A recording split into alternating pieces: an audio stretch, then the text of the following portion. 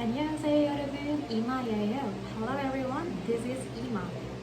Today's video is different from my travel vlog and cutie video because I wanted to share our experience of applying for marriage in Korea and why we decided to get married in Korea and not in the Philippines.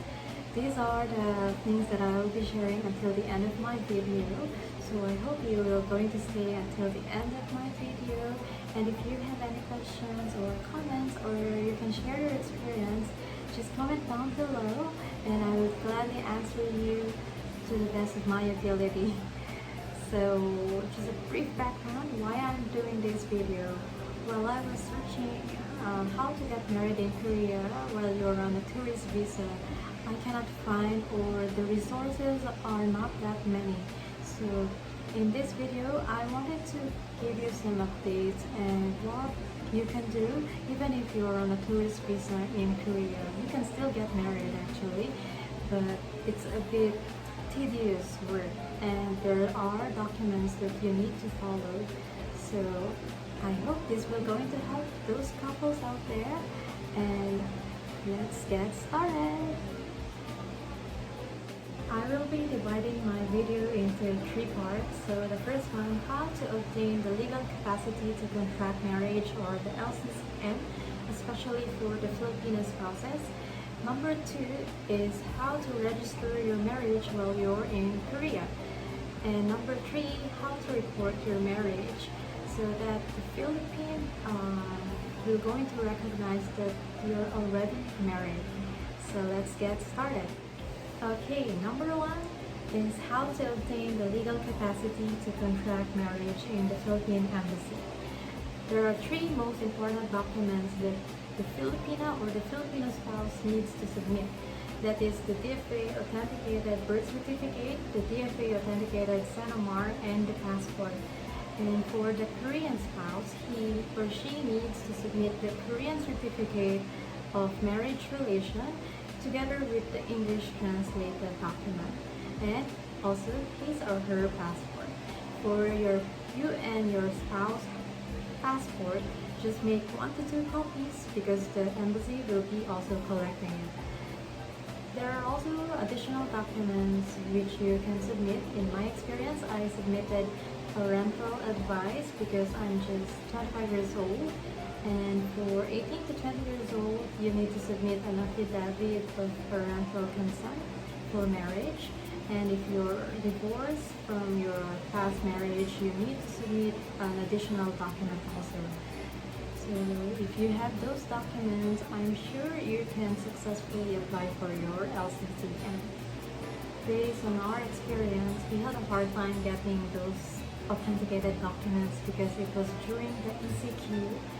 All the offices were closed, so we waited in Korea for 1 month and a half for my parents to send the document.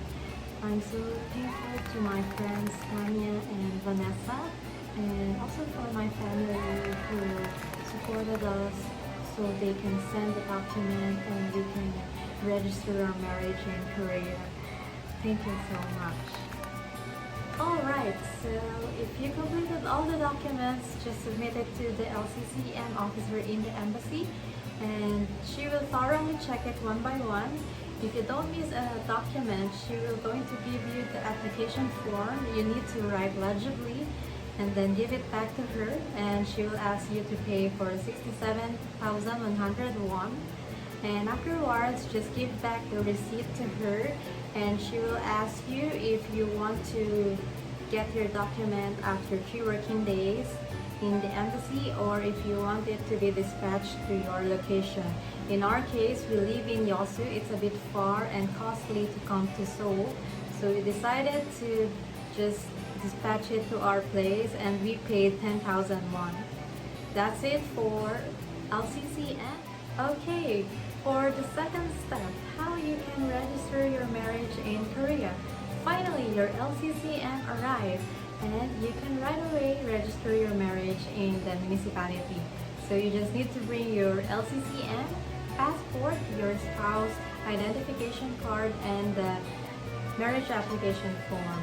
For the marriage application form, it is in Korean, but I'll give you a link which is translated in English, so you can review it and have it as your reference.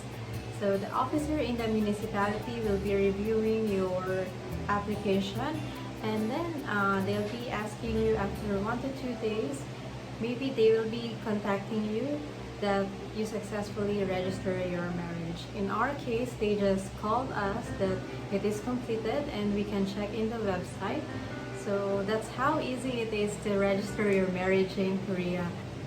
This is the sample of the Korean certificate of marriage relation of my husband, and my name is under his name and also my details. That's so easy in Korea. 1 to 2 days you'll get to see this paper. Finally, we're here at the end. So the last step is to report your marriage to the Philippine Embassy. But first thing foremost, you need to go to the Ministry of Foreign Affairs. You need to go to the Ministry of Foreign Affairs to authenticate the document of your marriage relation certificate. Your marriage relation certificate must be English translated together with the Korean document. So altogether, it will be received at the Ministry of Foreign Affairs and they'll be authenticating it.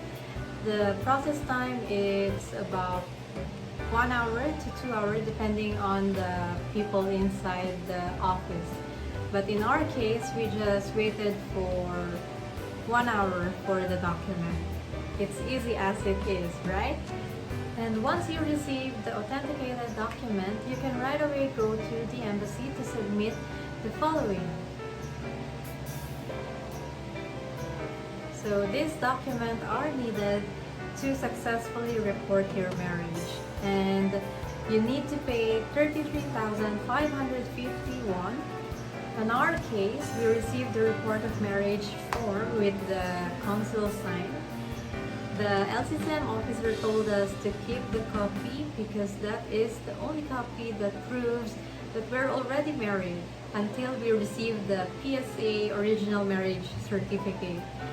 Because it's pandemic time, it will take about 6 months to 1 year to get our PSA original marriage certificate.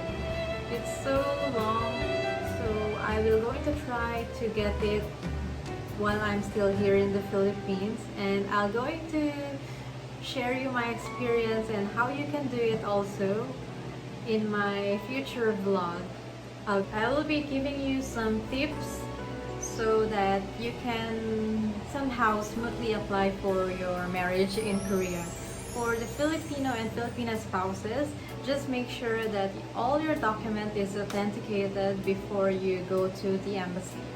Number 2 is the Korean certificate of marriage relation.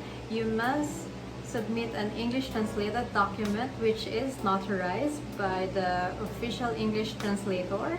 Number 3 is to check the English version of the marriage application form in the City Hall, because for those foreign spouses, it is also good that you understand what you are signing up in, right? And for reporting of marriage, just make sure to keep the original copy of your ROM, because that is your only copy until you receive the original PSA marriage certificate. So that's all for the tips I can give you. For those of you who have another tips, just comment down below, okay? Let's recap for the step 1. These are the documents you need to obtain your legal capacity to contract marriage.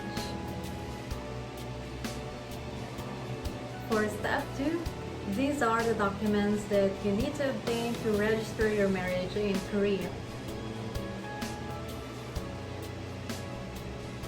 And lastly, for step 3, these are the documents to obtain to report your marriage. Finally, we're done, and I hope you enjoyed my video and learned something from getting married here in Korea as a Filipina or Filipino. If you have questions, you can just email me or just comment down below and I'll try my best to answer you. And in my future vlogs, I will try to share my life in Korea as a newlywed couple as a young couple, and I will try to share our travel vlogs again if I come back to Korea. And I hope you are all doing well and safe with your family, and God bless you all.